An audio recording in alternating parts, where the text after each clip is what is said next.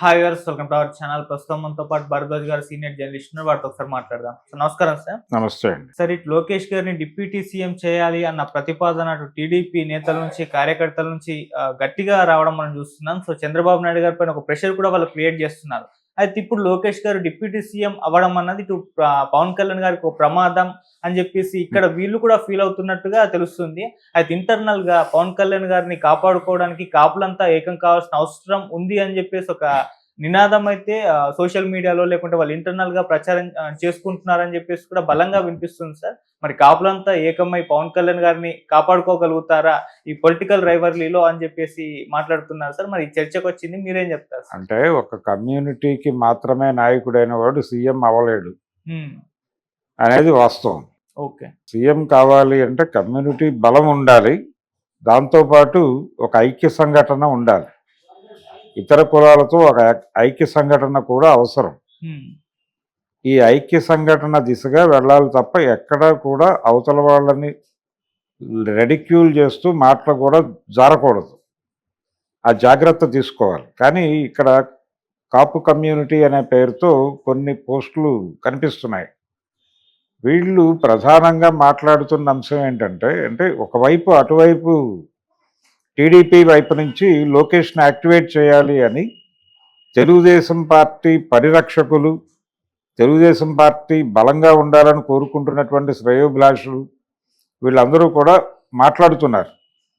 ముఖ్యంగా ఆంధ్రజ్యోతి పేపర్లో ఈ మధ్య దానికి సంబంధించిన వ్యాసాలు పుంఖానుపుంఖాలుగా వచ్చినాయి.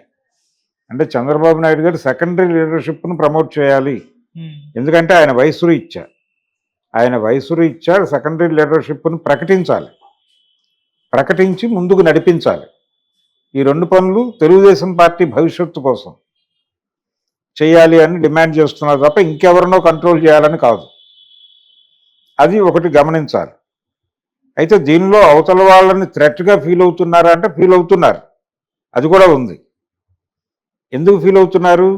నిజానికి ఈ అరెస్టు జరగకపోతే, చంద్రబాబు అరెస్టు జరగకపోతే, పవన్ కళ్యాణ్ మద్దతు ఇవ్వడం లాంటిది జరగకపోతే, ఎన్నికలు ఫ్లాట్గా జరిగి ఉంటే తెలుగుదేశం పార్టీ మొన్న ఎన్నికల్లో పెర్ఫామ్ చేసినట్టుగా పెర్ఫామ్ చేయగలిగితే లోకేష్ ముఖ్యమంత్రి అయి ఉండేవాడు అనేది ఒక అంచనా. ఇప్పుడు కాలేకపోయాడు. ఎందుకు కాలేకపోయాడు అంటే కాలేని పరిస్థితి ఉంది. ఇప్పుడు కాపు కమ్యూనిటీ పేరుతో వాళ్ళు పోస్ట్ చేసిన పోస్టుల్లో ఒక కీలకమైన పోస్ట్ ఏంటంటే, ఆ రోజున నోరు తెరిస్తే వైసీపీ వాళ్ళు లోపలేస్తున్నటువంటి సందర్భంలో మీ వైపు నిలబడి, మీకోసం నిలబడి, జనంలోకి వెళ్ళి మీ విషయాన్ని జనాలకి కన్వే చేసినటువంటిది పవన్ కళ్యాణ్. అది వాస్తవమే. ఆయన ఆ రోజున అరెస్ట్ అయిన రోజున ఎవరు టీడీపీలో ఉన్నటువంటి నాయకులే మాట్లాడటానికి మొహమాట పడుతున్నటువంటి సందర్భంలో ఈయన జైలుకు వెళ్ళి ములాఖత్తు పెట్టి బయటకు వచ్చి మీడియాతో మాట్లాడి, ఆ తర్వాత అక్కడి నుంచి వారాహి యాత్ర చేసి జనంలోకి విషయాన్ని తీసుకెళ్ళటం అనే కార్యక్రమం చేయటం ద్వారా ఆయన తెలుగుదేశం పార్టీ కింది శ్రేణి కాడర్ మనసులు చూరగొన్నాడు. అది వాస్తవం. ఆ కండిషన్ ఏర్పడటంతో ఇప్పుడు ఈ కూటమి నిర్మాణంలో కూడా ఆయన క్రియాశీలక పాత్ర పోషించినట్టుగా మనకి మొత్తం పిక్చర్ ఒకసారి రివీల్ చేసుకుంటే అర్థమవుతుంది. అంటే వెరీ ఫస్ట్ డే ఆయన ఈ అరెస్ట్ కంటే చాలా ముందు నుంచే టీడీపీతో కలిసి ప్రయాణం చేయాలి, వైసీపీకి వ్యతిరేకంగా ఒక బలమైన ఐక్య సంఘటన కావాలి అని పదే పదే డిమాండ్ చేసినవాడు పవన్ కళ్యాణ్. ఆయన లెఫ్ట్తో ఎన్నికల్లోకి వెళ్ళి పరాభవం పొందిన తర్వాత ఆయనకు తెలుగుదేశం పార్టీతో సయోధ్య కోసం ప్రయత్నం చేస్తూ చంద్రబాబు నాయుడిని విడిగా 2 సార్లు కలిసి ఒక రూట్ మ్యాప్ ఇవ్వమని భారతీయ జనతా పార్టీ నాయకత్వాన్ని కోరాడు. అయితే భారతీయ జనతా పార్టీ నాయకత్వం అప్పుడు వ్యూహాత్మకంగా డినై చేసింది. డినై చేసి సోము వీర్రాజు గారు భీమవరంలో మాట్లాడుతూ, మేము భారతీయ జనతా పార్టీగా వైఎస్ఆర్సీపీకి టీడీపీకి సమాన దూరంలో ఉండాలని అనుకుంటున్నామని ఒక విధాన ప్రకటన చేశాడు ఆయన. ఏది ఈయన రూట్ మ్యాప్ ఇవ్వమని అడుగుతున్న టైంలోనే. సో ఇది అవదేమో అని అనుకున్నారు వాళ్ళు. వైసీపీతో పెడతారేమో అని ఒక స్పెక్యులేషన్. లేదు, వాళ్ళు విడిగా పోటీ చేస్తారు, విడిగా పోటీ చేసిన నష్టమే అని ఒక గొడవ. రాజకీయంగా అలా కాకుండా ఉండాలి, ముఖాముఖి పోటీ అయితే బాగుంటుందని చంద్రబాబు అనుకుంటూ భారతీయ జనతా పార్టీని కూటమిలోకి తీసుకొచ్చేటువంటి బాధ్యత తనకి తానై పవన్ కళ్యాణ్ చేతిలో పెట్టేసినట్టుగా మనకి అప్పటి సన్నివేశాలన్నీ చూస్తే కనిపిస్తుంది. సో అలా టోటల్గా కూటమి డిజైనింగ్లో పవన్ కళ్యాణ్ కీలకంగా వ్యవహరించడం అనేది కూడా లోకేష్ను ముఖ్యమంత్రిగా ప్రకటించలేని పరిస్థితికి చంద్రబాబును నెట్టేయడానికి కారణంగా మారింది. ఇది టోటల్ సినిమా. అప్పుడు ఓకే, ఈ పెయిన్ ఉంది తెలుగుదేశం క్యాడర్లో, తెలుగుదేశం శ్రేయోభిలాషుల్లో ఈ పెయిన్ కనిపిస్తోంది. చంద్రబాబు గారి వయసు పెరుగుతోంది, ఆయన సెకండరీ లీడర్షిప్ను లీడ్ రోల్లోకి తీసుకొచ్చి గైడ్ చేయాలి, లేకపోతే పార్టీ ఏమైపోతుంది, రేపు పొద్దున ఏదైనా జరగరానిది జరిగితే పార్టీ భవిష్యత్తు అంధకారం అయిపోయే ప్రమాదం ఉంది, ఈ లెవెల్లో మాట్లాడుతున్నారు. రెండోది, చాలా పరిశీలించటం మాత్రమే కాదు, ఇక్కడ కొట్టొచ్చినట్టు కనిపిస్తున్నటువంటి ఒక దృశ్యం ఏంటంటే 2014లో తెలుగుదేశం పార్టీ అధికారంలోకి వచ్చినప్పుడు లోకేష్ ప్రమేయం విజిబుల్గా ఉండేది. ఇప్పుడు లోకేష్ ప్రమేయం విజిబుల్గా కనిపించటం లేదు. ఎక్కడ ఆయన కనిపించట కానీ వినిపించట కానీ ఏమీ చేయటం లేదు. ఆయన అజ్ఞాతంగా ఏవో యాక్టివిటీస్ చేస్తూ ఉండుండొచ్చు, ఆయన పూర్తిగా తాడు వదిలేశాడని నేను అనుకోను, కానీ విజిబుల్గా లేదు. ఈ విజిబుల్గా లేకపోవడం అనేది కూడా క్యాడర్ని కొంచెం గందరగోళపరుస్తున్నటువంటి సందర్భం. ప్రతిదానికి పవన్ కళ్యాణ్ ప్రామినెన్స్ పెరుగుతోందేమో, అటువైపు ఇంకా ఎక్కువ డిపెండ్ అవుతున్నామేమో, ఇది ఇంకేదైనా ప్రమాదానికి దారితీస్తుందేమో అనేటువంటి ప్రచారం కూడా ఇంటర్నల్గా జరుగుతోంది అక్కడ. ఈ జరుగుతున్నటువంటి సందర్భంలో దీన్ని హ్యాండిల్ చేయటం కోసం వీళ్ళు ఈ రకమైనటువంటి ప్రచారం ముమ్మరం చేయాలి అని అనుకుని ఉండొచ్చు. కానీ ఈ కాపు కమ్యూనిటీ అనేటువంటి గ్రూపే టోటల్గా కాపు కమ్యూనిటీనా కాదా అనేది అనుమానమే. వీళ్ళు ఎవరో కొంతమంది యూత్ ఆ గ్రూప్గా ఏర్పడి వాళ్ళ ఫీలింగ్స్ని కమ్యూనిటీతో షేర్ చేసుకోవడానికి ప్రయత్నం చేస్తూ ఉండుండొచ్చు. కానీ మనకి ఎన్నికల్లో విజయం సాధించి ముందుకెళ్ళినటువంటి ఏ నాయకుడు కూడా, ఈవెన్ ఎన్టీ రామారావు గారు కూడా కేవలం కమ్మక్కుల నాయకుడిగా మాత్రమే ఆయన ఎన్నికల్లో గెలుపు సాధించారనేది తప్పు. ఆ జ్ఞానం ఆయనకుంది. మనం ఒక కుల ప్రతినిధిగా రంగంలోకి దిగితే ఆ కులం ఓట్లు వస్తాయి, మిగిలిన ఓట్లు రావు, మనం దెబ్బతింటామనే జ్ఞానం ఉండటం చేతే ఆయన ఐక్య సంఘటన కట్టాడు. ఆయన సినిమా రంగంలో ఉన్నప్పటి నుంచి ఆయన నిర్మాతల్లో కాపులు ఉన్నారు, బీసీలు ఉన్నారు. మిద్దె జగన్నాథరావు గారు లాంటి బీసీలు ఉన్నారు, బిఏ సుబ్బారావు లాంటి కాపులు ఉన్నారు ఆయన నిర్మాతలు. పైగా ఆయన్ని ఇండస్ట్రీలో ఆయన రైజ్కి దోహదపడిన వారు కాపులే. అలాగే ఆయన అభిమానుల్లో కూడా కాపులు గణనీయ సంఖ్యలో ఉండేవారు. వంగవీటి మోహన్ రంగా గారు కూడా ఎన్టీఆర్ అభిమానిని అని చెప్పుకున్నాడు ఓ దశలో. కాబట్టి అక్కడ ఆ హోల్డ్ ఉంది ఆయనకి. దాంతోపాటు తెలంగాణలో బీసీలను తన వైపు మొబలైజ్ చేసుకున్నాడు. ఈ ఐక్య సంఘటన వలన ఆయన ముఖ్యమంత్రి కాగలిగాడు, కానీ ఆయన ఒక కులానికి నాయకుడిగా అయ్యుండే ప్రసక్తే లేదు. అలాగే పవన్ కళ్యాణ్ కూడా ఇప్పుడు కులానికి నాయకుడిగా ఎస్టాబ్లిష్ అవ్వటం ప్రమాదం. ఈవెన్ వంగవీటి రంగా గారు కూడా దీన్ని గుర్తించి ఆయన కాపు గర్జన కాపునాడు పెట్టినప్పుడు కూడా ఆయన ఇతర కొన్ని కులాలు సమీపంలో ఇబ్బందులకు గురవుతున్నటువంటి కులాలని, అలాగే ముఖ్యంగా కింది కులాలని బీసీలని కలుపుకునేటువంటి ప్రయత్నం ఒకటి చేశాడు. అది చాలా విజిబుల్గా కనిపిస్తుంది. ఆయన విజయవాడలో నిర్వహించినటువంటి కాపునాడు సభలో అది కనిపిస్తుంది వేదిక మీద.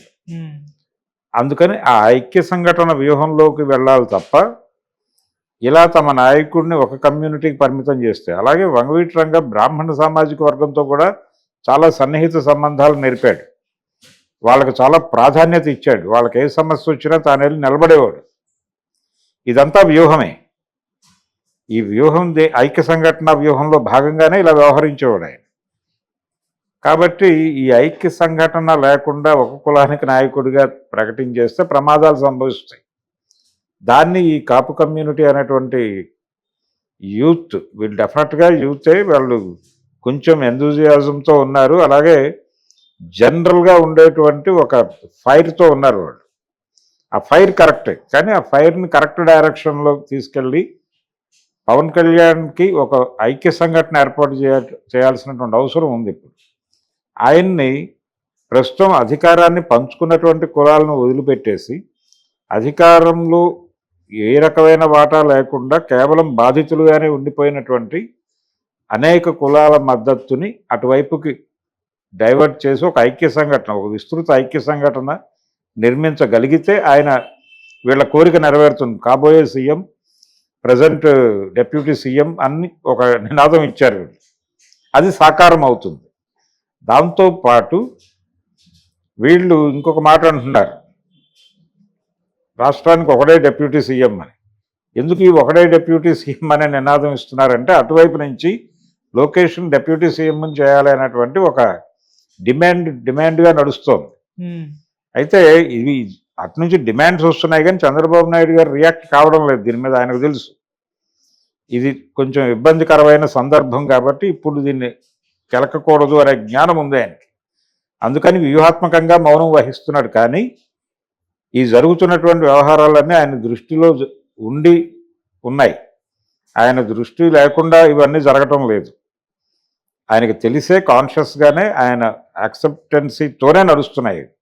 క్లియర్గా మాట్లాడుకోవాలంటే ఎందుకు ఆయన వ్యూహాత్మక మౌనం వహిస్తున్నాడు దీని పట్ల అంటే, ఇదేదో ప్యారలల్గా జరుగుతుంది, నాకు సంబంధం లేదు అన్నట్టుగా కనిపిస్తున్నాడు. కానీ ఆయనకు తెలుసు ఎందుకు అలా వ్యవహరిస్తున్నాడంటే అదొక రాజకీయ వ్యూహం. ఎన్నికల ముంగిట వరకు ఈ చర్చ జరగాలి. ఆయన డెప్యూటీ సీఎంని చేస్తాడని నేను అనుకోవడం లేదు. ఆయన అలాగే ఉంచుతాడు, ఈ గొడవలు జరపనిస్తాడు, ఈ వివాదాలన్నీ నడవనిస్తాడు. వీటి అవుట్కమ్ ఆయన ఎన్నికల ముందు అతన్ని నేను ప్రస్తుతం పార్టీ పగ్గాలు అప్పచెప్పేస్తున్నాను, మీరందరి కోరిక మేరకు మీరందరూ సపోర్టివ్ సిస్టమ్గా పనిచేస్తారు అని భరోసా ఇస్తున్నారని నమ్మి చేస్తున్నాను ఈ పని. ఇంతకాలం మీరు గగ్గోలు పెట్టారు కదా, ఇప్పుడు ఎన్నికల ముంగిట మీకు ఈ అవకాశం కల్పిస్తున్నాను, మరి మీరు ఏ మేరకు పెర్ఫామ్ చేస్తారో చేసుకోండి అన్న పద్ధతిలో బాధ్యత వాళ్ళని కూడా లింక్ చేసి అప్పుడు అప్పచెప్తాడు. ఆ ఇంజనీరింగ్ ఏదో వర్కౌట్ చేస్తున్నాడు ఆయన నేను అనుకుంటున్నాను. ఇది వాస్తవం, నాకు నా స్పెక్యులేషనే తప్ప ఇది వాస్తవం కాదు. చంద్రబాబు నాయుడు గారి ధోరణి ఎలా ఉంటుంది, ఆయన ఏ విషయాన్ని ఎలా ఆలోచిస్తాడు అనే దానికి సంబంధించినటువంటి కొంత ఉంది కాబట్టి నేను ఇలా మాట్లాడుతున్నాను. ఇది జరుగుతుంది. మరి అంత వ్యూహాత్మకంగా వాళ్ళు వెళ్తున్నప్పుడు వీళ్ళు లూజుగా ఎందుకు వెళ్ళాలి? వీళ్ళు కూడా వ్యూహాత్మకంగా ఒక విస్తృత ఐక్య సంఘటన కోసం ప్రయత్నం చేయాలి. అది రోజువారీ ప్రచారం చేసుకోనక్కర్లేదు. దానికి సంబంధించినటువంటి ఒక పొలిటికల్ వ్యూహం మీకు ఉండి అందరినీ కలుపుకుని వెళ్ళే ప్రయత్నం చేయాలి. ఆ విస్తృత ఐక్య సంఘటన మాత్రమే మిమ్మల్ని అధికారంలోకి తీసుకొస్తుంది. మీ కోరిక కాపు సీఎం అనేటువంటి కోరికని సాకారం చేస్తుంది. అంతే తప్ప ఇలాంటివి స్ప్రెడ్ అవటం వలన ఏం జరుగుతుందంటే నష్టమే జరుగుతుంది. ఇదేదో ఒక కమ్యూనిటీ అభిప్రాయంగా ఫోకస్ అయిపోతే అది ఇతరులని హర్ట్ చేసేటువంటి ప్రమాదం కూడా ఉంటుంది. అటువంటి ప్రమాదాలు చేయకూడదు.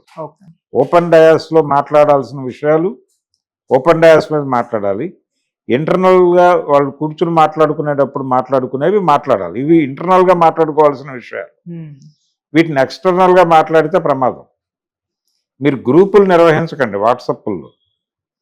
మీరు వాట్సాప్లో వాళ్ళని కలుపుకోవడానికి ప్రయత్నం చేసి ఒక మీటింగ్ వేసినప్పుడు మీటింగ్లో మాట్లాడండి.